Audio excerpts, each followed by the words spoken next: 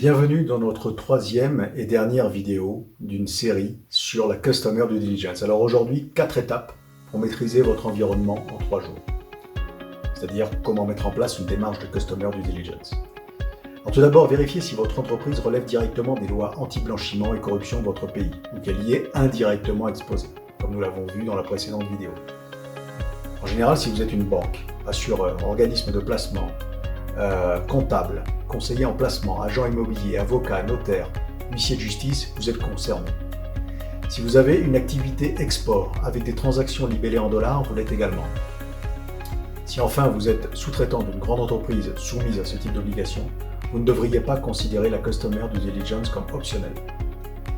La première étape du processus consiste à établir l'identité de votre partenaire et la composition de son capital.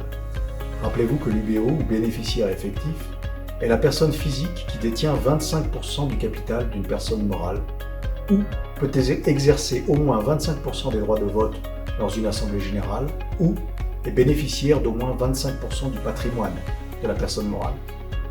Ensuite, il faut vérifier si cette UBO est inscrite dans les listes de personnes politiquement exposées ou liste PEP, mais également de sanctions liées au financement du terrorisme et de blanchiment d'argent et qui n'ont pas une réputation négative.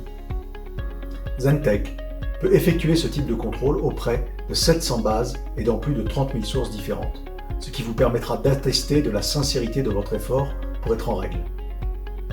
Enfin, il faudra effectuer une analyse du profil de risque de cette personne morale ou physique.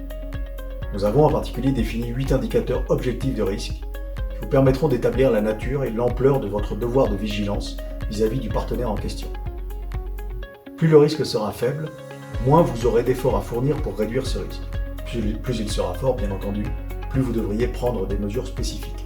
C'est ici que nous vous adresserons une série de recommandations d'actions immédiates à prendre et également d'archivage de ces données pour pouvoir attester des moyens que vous aurez mis en place pour respecter vos obligations de compliance. Alors nous arrivons au terme de ce parcours vidéo. Vous savez désormais pourquoi la plupart des entreprises sont concernées par la compliance et comment mettre en place un programme de Customer Due Diligence simple et efficace.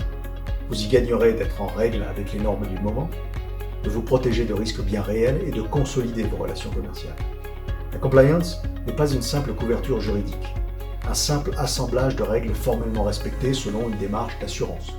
C'est au contraire une démarche proactive qui vise à identifier les risques par anticipation et sait coordonner les différents services de l'entreprise pour une plus grande performance.